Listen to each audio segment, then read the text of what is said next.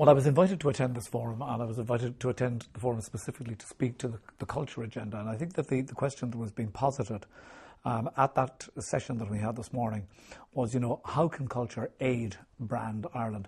And some very interesting notions emerged from that discussion. First of all, the word brand.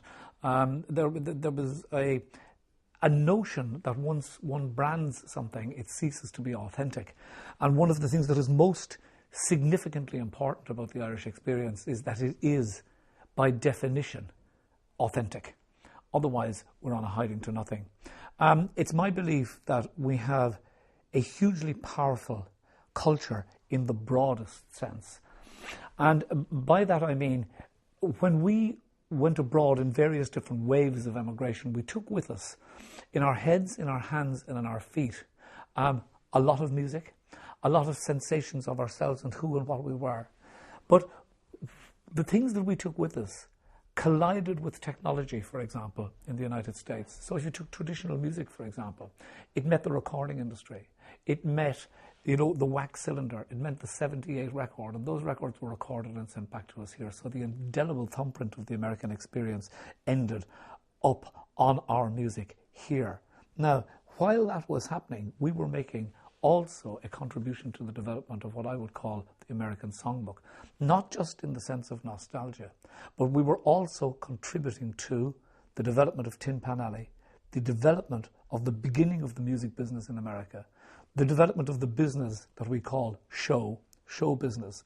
And while we were doing that, we were not just writing the songs, we were creating an intellectual property that has a huge value.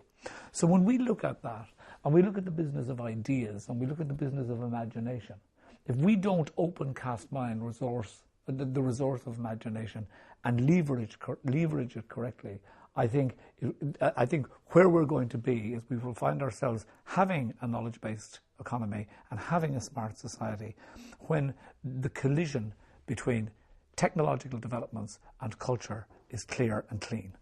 I think Ireland is one of the few countries in the world where there are more people that are Irish living outside it than in it.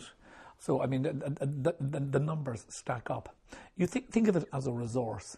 Think of it as experience. Think of it as having an extended family that is present worldwide, that has achieved great success, that has achieved great power, and that this diaspora, this extended family, would want to come home and to come back and to bring back home its expertise, its knowledge, its power, if you like, to us in this time of difficulty, and to want to help the motherland, so to speak, I think is a truly fantastic thing. But it's difficult because this is a very far-flung family. To pull it together, we are going to need something magical. And what is that glue going to be?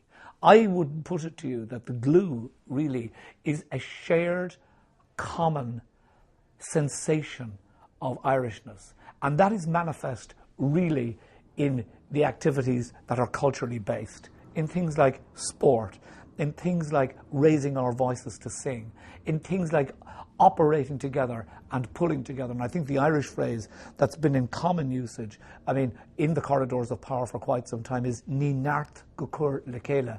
Our strength is in pulling together. And I think what a conference like this does, while it won't answer all of the questions, it will ask many questions. And the question is not why, but why not?